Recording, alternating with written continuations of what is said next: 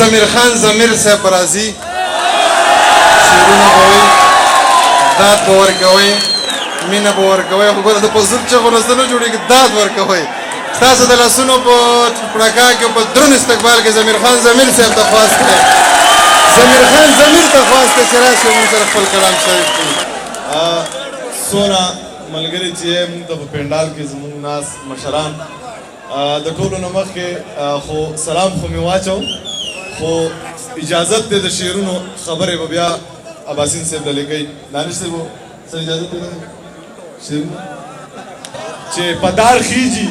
او شنه دي د خندانه پښتانه پدار خیجي او شنه دي د خندانه پښتانه یریږي نه د مرګ نه مسلمانه پښتانه قمقله لیونیه زه تپوس ته چا نه وکړه د رور واده له هم نه ځي د ځانه پښتانه قمقله لیونیه زه تپوس ته چا نه وکړه مننه قمقله لیونیه زه تپوس ته چا نه وکړه د رور واده له هم نه ځي د ځانه پښتانه او ته کوږ وږ راورېږې او ته کوږ وږ راښکې کېږې چا بیا چېرته وجلي دي بارانه پښتانه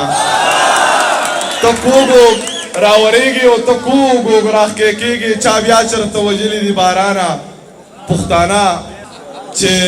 زړه زما زړه نه دی د زړه نه مې انکار کړی دی محبت غر کړم د هر څه نه مې انکار کړی دی زما زړه نه دی د زړه نه مې انکار کړی دی محبت غر کړم د هر څه نه مې انکار کړی دی او د باچا خان په نظریه را سره نه دی تللی دا سړی نه منم د ده نه مې انکار کړی دی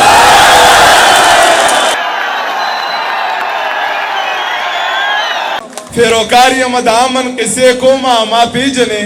نو سه د باچا خان یم امن غواړم او ته زما په وینو پایې په مزو کې خپې ته زما په وینو پایې په مزو کې خپې زه بیا هم د مرۍ ناویزان یم امن غواړم پښتون یم افغان یم در روان یم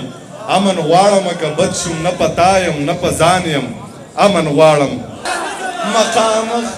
مخامخ خندا د پشیشه ګزار دی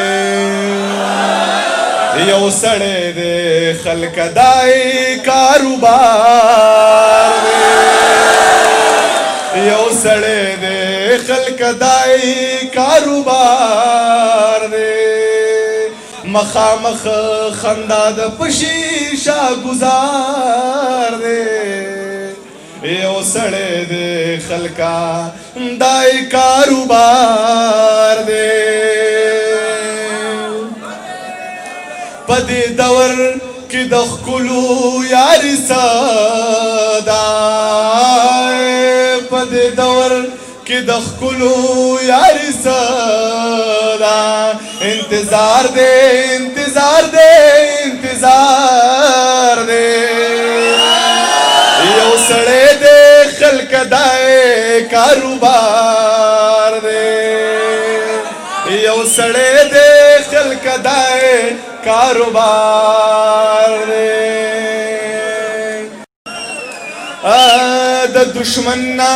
زما دومره یره نیشته د دشمن نه زما دومره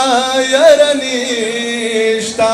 مین شوی په هغې باندې ریبار دی یو سړی دی خلک دای کاروبار دی مخامخ خندا د پشي شاګزار دی یو سړی دی خلک دای کاروبار دی یو سړی دی خلک دای کاروبار دی او دی وطن کې بل څوک نقصان کې نشتا او دی وطن کې بل څوک نقصان کې نشتا چې افغان دی مړه خوار دی مړه خوار او یو سړی دی خلک دای کاروبار